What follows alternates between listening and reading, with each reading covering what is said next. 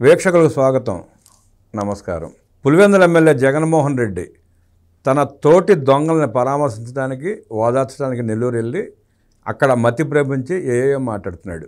సంబంధం లేని విషయాలు మాట్లాడుతున్నాడు. పోనీ ఒక పార్టీ అధినేతగా ప్రజల పక్షాన ప్రజల సమస్యలను మాట్లాడితే సందర్భానుచితంగా ప్రజలు మెచ్చే రకంగా ఉంటుంది. అలా కాకుండా చెవిరెడ్డి భాస్కర్ రెడ్డి అమాయకుడు అంటాడు, పెద్దిరెడ్డి రామచంద్రారెడ్డి శుద్ధపోస అంటాడు, రకరకాలుగా మాట్లాడుతున్నాడు. జగన్ రెడ్డి అలా మతి ప్రేమించి మాట్లాడటానికి వెళ్ళగల కారణాలు ఏంటో తెలుసుకునే ప్రయత్నం చేద్దాం. మనకు వివరించడానికి సీనియర్ జర్నలిస్ట్ డి శ్రీనివాస్ గారు ఉన్నారు. వారిని అడిగి మరిన్ని విశేషాలు తెలుసుకునే ప్రయత్నం చేద్దాం. సార్ నమస్తే. నమస్తే. వాళ్ళ నెల్లూరు పర్యటనలో జగన్మోహన్ రెడ్డి మాట్లాడిన మాటలు వింతగా ఉన్నాయి. ప్రజలు నవ్వుకుంటున్నారు. దాన్ని మీరు ఎట్లా విశ్లేషిస్తారు సార్? అంటే ఆయన మాటలు కానీ, ఆయన ఆ ఫేస్ ఫీలింగ్స్ కానీ ఒక ఇరిటేషన్ కనపడతాం, ఫ్రస్ట్రేషన్ స్పష్టంగా కనపడతాం.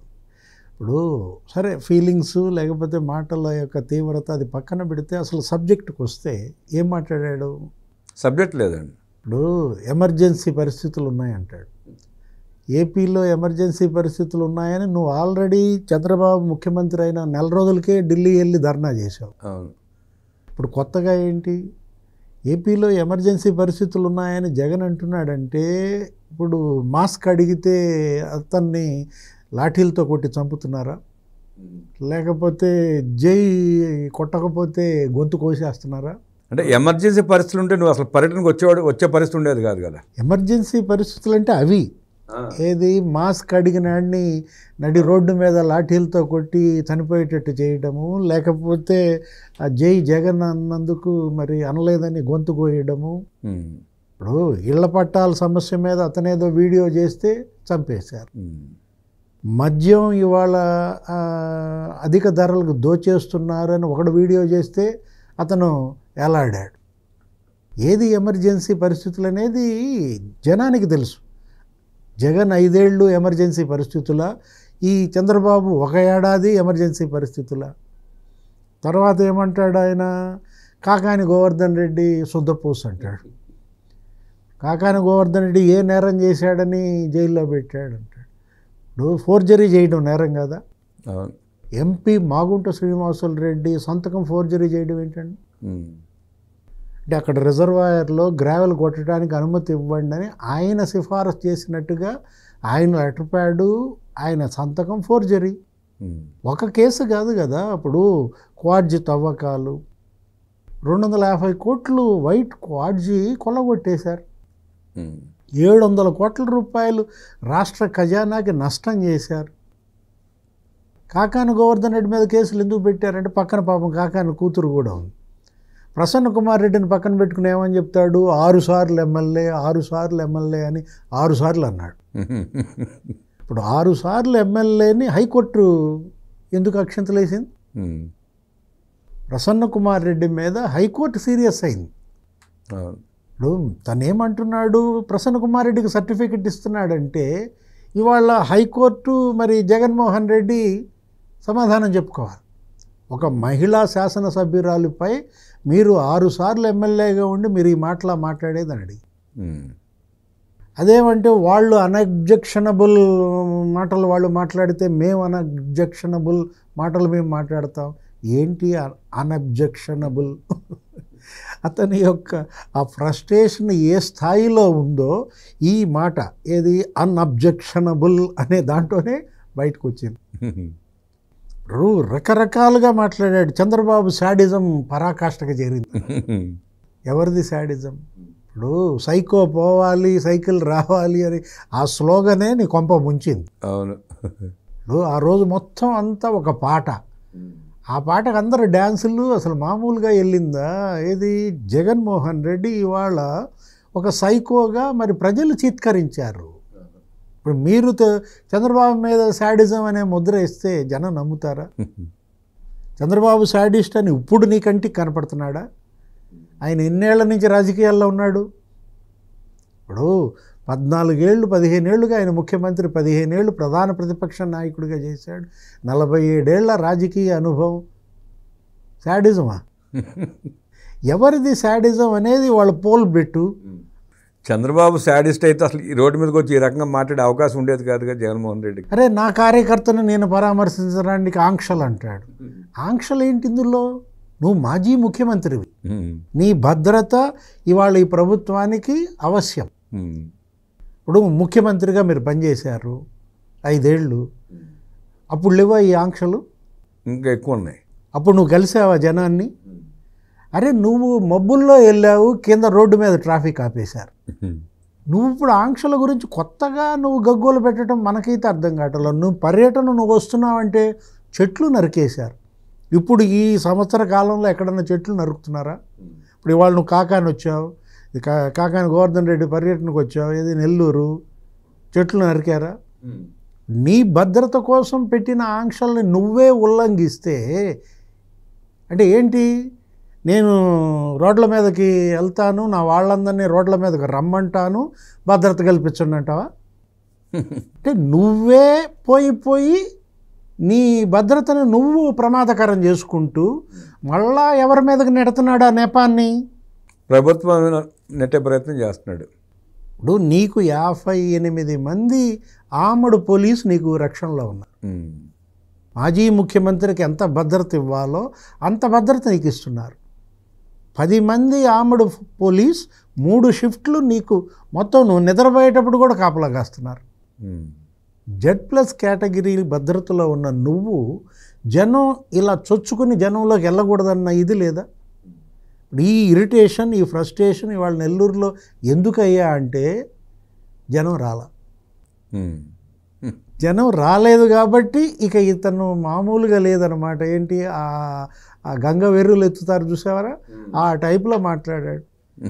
ఆ ఛానల్స్ వాళ్ళు ఏమైనా పాటలు పడుతున్నారు, ఆ బంగారుపాలెం వీడియోలు, ఆ ఫోటోలు వేసి తిప్పుతున్నారు, వాటిని ఏదో మిక్స్ చేసేసి అప్పటినే తిప్పలు పడుతున్నారు జనం వచ్చినట్టుగా. అరే ఒక పక్కేమో మీ 2 వాహనాలు వెళ్తున్నాయి, రోడ్డు మీద అసలు ఎవ్వరూ లేరు, 4 మోటార్ సైకిళ్ళు, అది కూడా ఏంటి వాళ్ళు వెళ్ళే వాళ్ళు ఆగి నిన్నేదో ఫోటోలు తీసుకుంటున్నారు. అసలు అవసరమా? ఏది జనం లేనప్పుడు నీ గన్మెన్, నీ పోలీస్ వాళ్ళు ఎందుకు అసలు ఆ డాష్ బోర్డ్ మీద ఎక్కువ నుంచున్నారు? అటు 4 ఎక్కువ నుంచున్నారు, ఇటు 4 ఎక్కువ నుంచున్నారు. ఎందుకు? జనం ఉంటే మీరు అవసరం. అంటే మీకు అసలు ఇంకో వెహికల్ ప్రొవైడ్ చేయట్లేదు ఆయన. ఇప్పుడు ఇవాళ జగన్మోహన్ రెడ్డి ఈ విధమైనటువంటి పర్యటనల ద్వారా, పరామర్శల ద్వారా తను ఏంటంటే ఏదో జనంలో ఉంటే తను అరెస్ట్ చేయకుండా ఉంటారు. అంటే జనంలో ఉంటే పర్లేదు, జనాలను పరామర్శిస్తే పర్లేదు, జనాల అభిప్రాయాలు తీసుకుని మాట్లాడితే ప్రభుత్వాలు ప్రశ్నిస్తే పర్లేదు సార్. అక్కడ అతను ఏం చేస్తున్నాడు? తన తోటి దొంగలను మాత్రం పరామర్శిస్తున్నాడు, వాళ్ళని పలకరించడానికి వెళ్తున్నాడు. ప్రజల దగ్గరికి అక్కడ వెళ్ళలేదు కదా ఈ మధ్య. అంటే ఇప్పుడు హత్యాయత్నం ఆరోపణలు ఉన్నటువంటి సురేష్ని జైలుకి వెళ్ళి పరామర్శిస్తారు, మరియమ్మ మర్డర్ కేసు. లేకపోతే కిడ్నాప్, ఎవరు సత్యవర్ధన్ అనే దళిత యువకుడు కిడ్నాప్ కేసులో అరెస్ట్ అయినటువంటి వంశీని వెళ్ళి పరామర్శిస్తాడు. అంటే హత్యాయత్నాన్ని సమర్థిస్తున్నావు, ఇక్కడ కిడ్నాప్ని సమర్థిస్తున్నావు. ఇప్పుడు ఫోర్జరీ సంతకాల నేరంలో ఉన్నటువంటి కాకాని గోవర్ధన్ రెడ్డి పరామర్శిస్తాడు. అంటే ఫోర్జరీ సిగ్నేచర్కి నువ్వు ESI స్టాంప్ వేస్తున్నావు. లేకపోతే ఈవీఎం బద్దలు కొట్టినాడిని వెళ్ళి పరామర్శించాడు ఎవరు? పిన్నెల్లి రామకృష్ణారెడ్డిని, ఇదే నెల్లూరు జిల్లాలో. అంటే ఏంటి? ఈవీఎంలు బద్దలు కొట్టడం, నువ్వు దానికి ఆథరైజేషన్ ఇస్తున్నావు. ప్రసన్న కుమార్ రెడ్డి మురికి వ్యాఖ్యలు. అంటే ఏంటి? ఒక మహిళా శాసనసభ్యురాలని పట్టుకుని బోరుబావి అంటాడు. అంటే మహిళలంటే నీకున్న గౌరవం అదే? వెళ్ళి అక్కడికేదో ఆ ప్రసన్న ఇల్లంతా చూస్తాడు, అక్కడ ఏదేదో చేసినట్టుగా అక్కడ చుట్టూతో తిరుగుతాడు.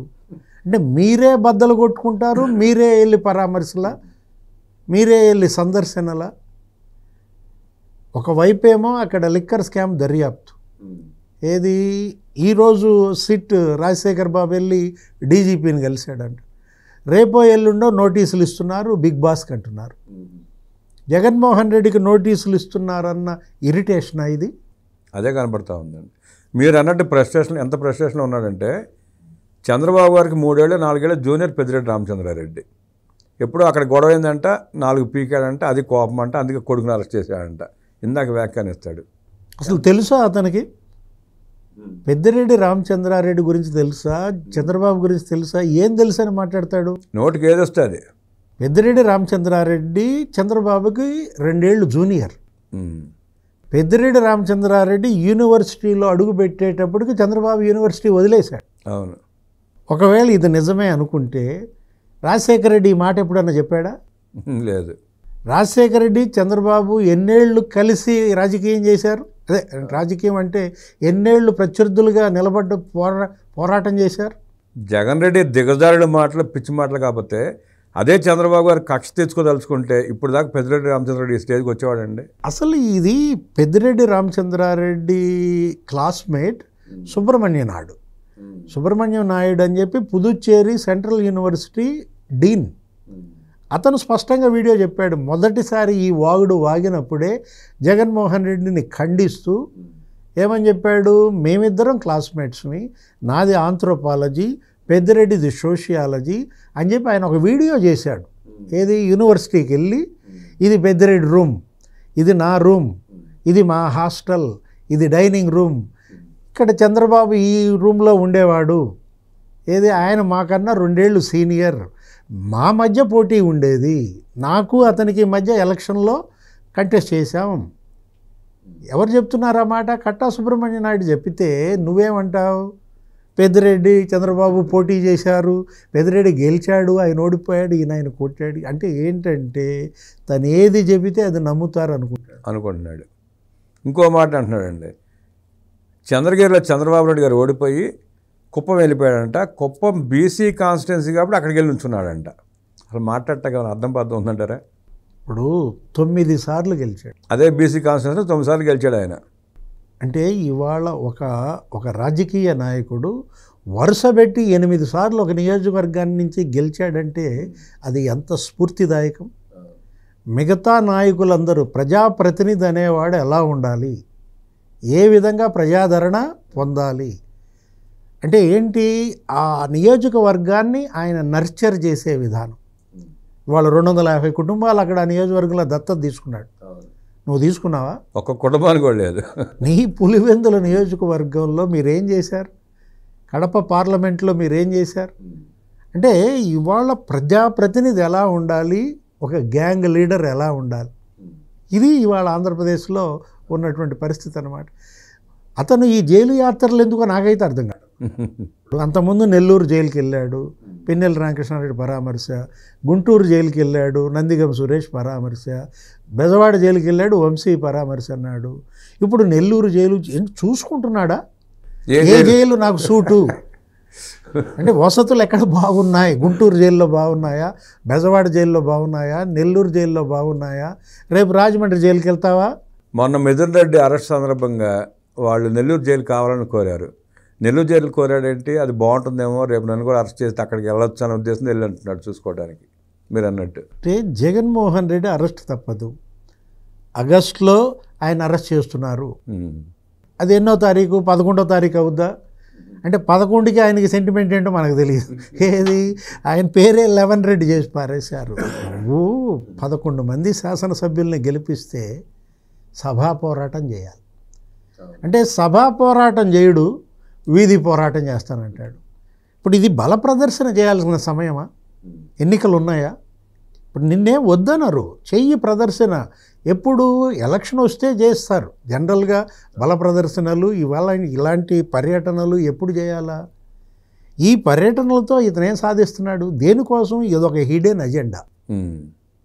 బంగారుపాలెం కానీ, రెంటపాళ్ళ కానీ, లేకపోతే గుంటూరు కానీ, రాఫ్తాడు కానీ, ఇప్పుడు ఈ నెల్లూరు కానీ, ఏంటి ఆ హిడెన్ ఎజెండా అంటే రేపో మాపో నన్ను అరెస్ట్ చేస్తున్నారు, నన్ను అరెస్ట్ చేస్తే మీరంతా రోడ్ల మీదకి రావాలి, హింస విధ్వంసాలకి పాల్పడాలి అని మొత్తం ఈ క్రిమినల్ గ్యాంగులందరినీ కూడా అతను సన్నద్ధం చేస్తున్నాడు అన్నమాట.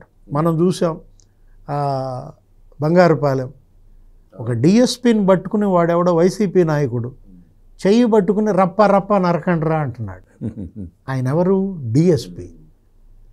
అంటే రప్ప రప్ప పార్టీ అయిపోయింది ఇది కాస్త. అంటే ఏంటి నరుకుడు భాష ఏంటి? ఇప్పుడు ఇక్కడ ఒక గలీజ్ రాజకీయం కనపడతా. ఇప్పుడు మీరు నిజంగా ఈ హామీల మీద నిలదీయాలనుకోండి, ఇప్పుడు సూపర్ 6 సూపర్ 7 అంటాడు, ఇవాళ కూడా ఆ పాత అరిగిపోయిన క్యాసెటే వేసాడు. 2 హామీలు వాళ్ళు ఆగస్టులో నెరవేరుస్తున్నారు. అన్నదాత సుఖీభవ 4 అయిపోయినాయి కదండి ఆల్రెడీ. అన్నదాత సుఖీభవ ఇప్పుడు ఏంటి, రేపొద్దున కేంద్రం వేస్తున్న వాటితో పాటు కలిపి రాష్ట్రం వేస్తోంది. ఇప్పుడు రైతులకు ఇవ్వాల్సిన అమౌంట్ వాళ్ళు ఇచ్చేస్తున్నారు. రేపొద్దున ఆగస్టు 15 నుంచి మహిళలకు ఉచిత బస్సు. ఇంకేంటి నువ్వు అడిగేది? ఒకవేళ అడగాలంటే నువ్వు అసెంబ్లీకి పోయి అడుగు. రోడ్డు మీద ఈ పంచాయతీ ఏంటి? ఇవాళ ప్రశాంతంగా జనాన్ని బతకనివా? అంటే నీకు పవర్ లేదు, పవర్ పోతే ప్రశాంతత ఉండకూడదా? ఈ రాష్ట్రాల్లో ఇవాళ ఏంటంటే అల్లకల్లోలం సృష్టించాలా, విధ్వంసం చెయ్యాలా, law and order problem create చేయాలి, పరిశ్రమలు రాకుండా వెళ్ళగొట్టాలి. అతని యొక్క దుష్ట సంకల్పం ఇదే అన్నమాట. మనం మామిడి రైతుల మీద నీకు మాట్లాడాలి, మిర్చి రైతుల మీద మాట్లాడాలి, లేదా పొగాకు రైతుల మీద మాట్లాడాలి. శాసనసభకి వెళ్ళు, నిలదీయవచ్చు అక్కడ 11 మంది ఏది నిలదీయండి. అది వదిలేసి ఈ పారిపోవడం ఏంటి? ఇదొక పలాయనవాదం. ఏది జగన్మోహన్ రెడ్డి వాళ్ళ ఒక పిరికితనంతో చేస్తున్నటువంటి పనులుగా దీన్ని చూడాలి. అంటే అతను ఒక పలాయన మోహన్ రెడ్డి, పేరు మార్చేసుకోండి. ఏది జగన్మోహన్ రెడ్డి కాదు, నేను పలాయన మోహన్ రెడ్డిని అనుకో. దురదృష్టం అన్నమాట. ఇలాంటి ప్రతిపక్ష నాయకుడు రాష్ట్రానికి దాపరిస్తాడని అసలు జనం ఊహించలేదు. జగన్మోహన్ రెడ్డికి 11 సంఖ్య బాగా కలిసి వచ్చిందని, ఆగస్టు 11న అరెస్ట్ అయ్యే అవకాశం ఉందంటూ విశ్లేషించిన డి శ్రీనివాస్ గారికి ధన్యవాదాలు తెలియజేస్తూ నమస్కారం.